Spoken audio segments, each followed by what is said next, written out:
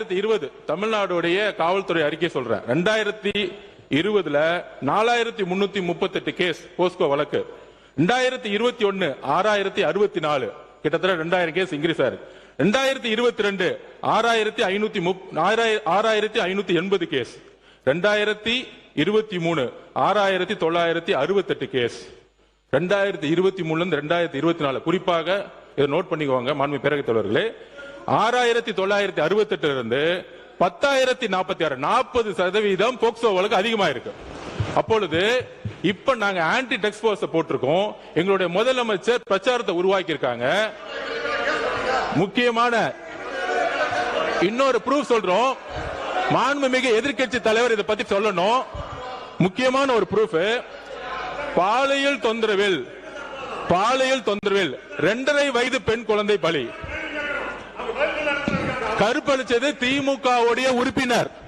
2.5 வயது குழந்தையை கற்பழிச்சது 2.5 வயது குழந்தையை கற்பழி திமுகவுடைய உறுப்பினர்.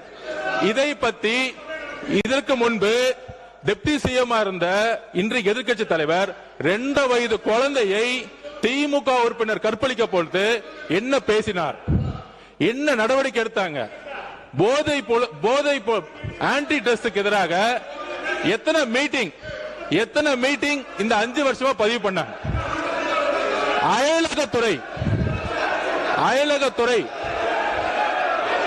அயலகத்துறை என்பது நீங்க உட்காருங்க.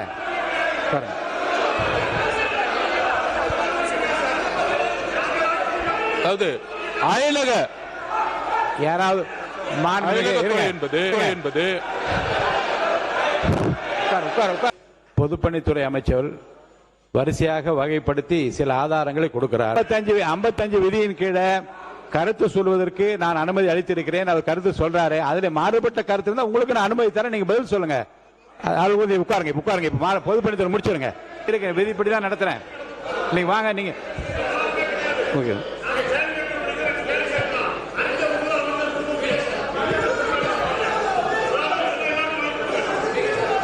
நான் எதிர்கட்சி தலைவருக்கு முழுமையா பேச வாய்ப்பு கொடுத்த தவறுன்னு சொல்றீங்களா? நீங்க அப்போ எவ்வளவு சொன்னார். நான் அமைதியான கேட்டு இருந்தேன். எல்லா உரிமைக்கு அது பதில் சொல்ற உரிமை அவருக்கு இருக்கிறது இல்லையா?